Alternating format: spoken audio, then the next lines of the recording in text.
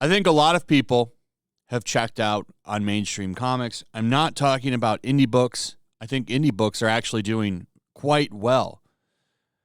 But as far as mainstream appeal, I think manga has pretty much just made DC and Marvel kind of irrelevant. I'll go into a comic shop, and on new release day, if there's a new manga that's new for the week, if you go into a comic book shop, you know what I'm talking about. There's usually new this week sections. I'll just buy it and not even know what it's about, because there's a solid chance that even if it's not great, it'll at least be readable and somewhat enjoyable. Sometimes it's hit or miss. Sometimes it's not something I want, but I'm more willing to experiment and just grab things off of a new this week for manga than I ever have been with mainstream comics, because mainstream comics are so preachy now, so full of all kinds of identity politics and just stuff I'm not interested in. I'm looking for escape.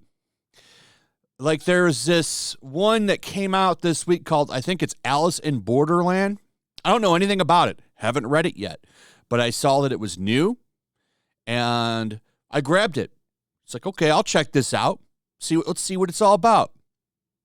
At least I know there'll be no woke identity politics in it. And there's a good chance that I might find and experience a good new story. I won't do that with comic books. I want to be absolutely clear. I would need multiple recommendations from people to be willing to just throw down $4 on a comic book, because I'm so fed up with this market. And I don't think I'm the only one. There's a reason that monthly, the top graphic novels are always manga. Always manga. I mean, look at it. And American comics can take this list. Batman Fortnite did it. And that took a gimmick to make this list.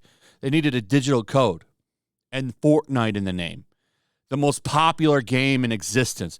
And you might not think that that's true, but if you go to Twitch, it's always right here, at least in this top category. I like League of Legends. Counter-Strike is still up there. Crazy.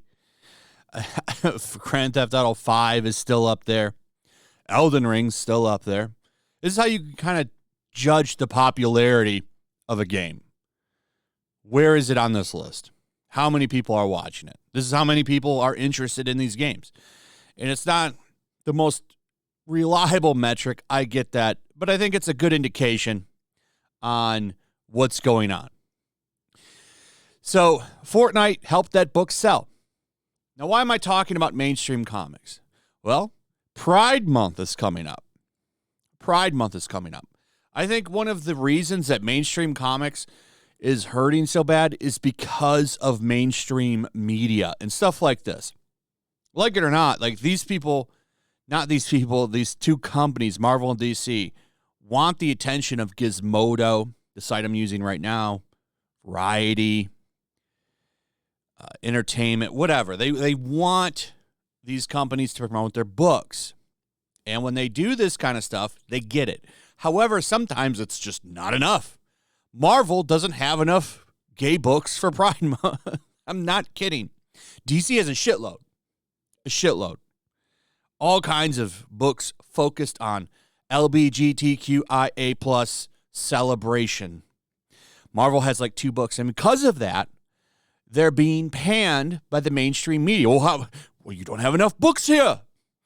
You don't have enough books. Like, this isn't what's going to sell the book. Like, what would sell the book is some good stories. But the problem is most of the people that work at the big 2 just aren't that good of storytellers. Most of them are pretty awful. And I think a lot of that has to do with the price and how much they're paid. Like Vita Ayala, I think that's how you say the name, who I believe is they, them. Vita's writing is awful. God awful, actually. It's fucking horrible. Some of the worst writing I've ever read. But Vita is on 1 million books. 1 million books. And I think it's because they don't have to pay Vita very much money. Look at these character designs, too. Look at this Green Lantern. That is such an awful design. Awful design. Who the hell said, yeah, let's go with this? This is the one we go with. This is the one we go with. This design right here. Oh. Tim Drake's in there now. They just had him come out of the closet 2 months ago because they don't know what to do with him. Ever since Damian Wayne became Robin, they're like, what do we do with Tim Drake? Some guy's like, I know, let's make him gay. Boom, instant plot progression. Now he can date guys. We'll make an event out of it. That's an event at DC Comics. Him dating a dude. It's not Tim Drake fighting the Joker on his own with Batman out of town, which is a really great comic, by the way. It's called Joker's Wild by Chuck Dixon. It's classic. No, instead of that story, we're going to tell him exploring his sexuality. Fucking, who wants to read that in a Batman book? By the way, there's manga for that. Nobody cares either. You know why? Because it's its own thing. No one cares. People do read that shit too, actually. It's popular. There's a whole section of LBGT stuff, I think, in manga that you can read. Another one of the reasons why. Like, instead of taking established characters and forcing stuff into them, because in the decades that Tim Drake has been around, that's never been hinted at. He's always been with Spoiler. Stephanie Brown. But no, instead of just making something new, we're going to take this established character and we're going to just change him up out of nowhere. Change it up. Whereas manga, we'll just make something new and it'll sell like hotcakes. So Marvel Comics in trouble for not doing enough here. You can see you have to do this thing here. So here's all of the DC books. I'm sure everyone's lining up to buy this shit. Here's Tim Drake, the godliest of characters. There's seriously a cover where he's like standing. He's standing on a building and there's sunlight behind him like he's some kind of angel. And Batman's like on his knees looking up at him like he's divine now that he likes penis. Poison Ivy. That's been around for a long time. So it's like, who cares? Wonder Woman stuff. I forget his name. Of course, one of the worst selling laughable books that's completely fallen off the charts. That's been a long time thing. Here's another one. So this is what they're mad at Marvel for. They say this is 60% of Marvel's Pride Month celebration. That's it. Yeah, here it is. Although Marvel Voices Pride #1 sounds great, the problem is that it seems to be only 50% of Marvel's Pride content. The other is this trade paperback, which collects last year's Pride one-shot and various greatest queer hits from Marvel's past, including North Star's Wedding, the debut of Aaron Fisher in United States of Captain America, and more. This feels like a huge missed opportunity.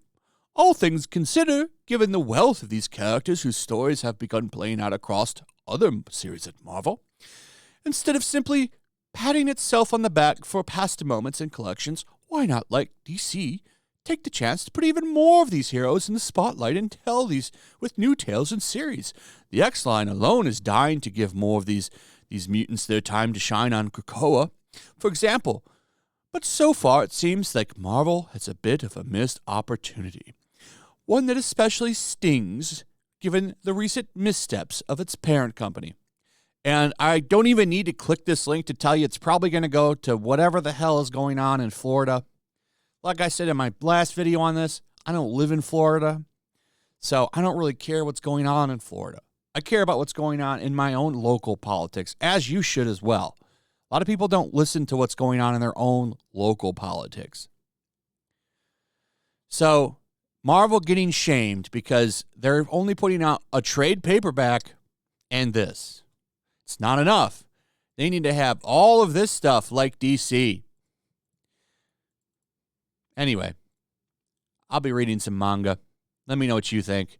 Also, if you would please like, subscribe, share the video. Make sure you're still subscribed, by the way. I'm being told people are being unsubscribed again, so make sure you still are. Also, throw a like up, comment, and share the video, and I'll see you guys on the next one. Peace. Also, if you want to help support the channel, check out my Teespring store. There's a link in the description. You can find some merchandise in there that you might want to check out. Also, make sure to follow me over on Twitch. I do watch parties, play video games over there. They're always fun. Follow me over there and come hang out. Also, make sure you subscribe to YellowFlash, my other channel. There's a link to that in the description as well. I do a lot of live streams over there that I don't do on this channel. Usually smaller and a little bit more personal. So make sure you follow me over there and sign up.